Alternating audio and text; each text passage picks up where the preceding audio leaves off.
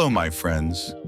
Today, I want to tell you a story, a calm, thoughtful, meaningful story about controlling anger. There was a boy named Rishab. Rishab was smart. Rishab was talented. But he had one problem. He became angry very quickly. If someone disagreed with him, he shouted. If something went wrong, he lost control. Because of this, he lost friends. He felt lonely. One day, Rishab argued with his best friend. He spoke harsh words. Later, he felt regret, but the words were already spoken.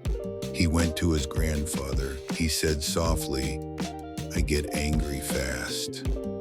I hurt people. I don't know how to stop." His grandfather gave him a balloon. He said, "Blow air into this balloon." Rishab blew the air. The balloon became bigger. His grandfather said, "Keep blowing." The balloon became very tight. Then suddenly, it burst. The grandfather said, "Anger is like this balloon.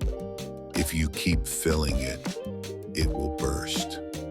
He continued, "When you feel angry, pause. Take a deep breath. Count slowly. Do not speak immediately. Think first." Rishab listened carefully. The next time he felt angry, he stopped. He took a deep breath.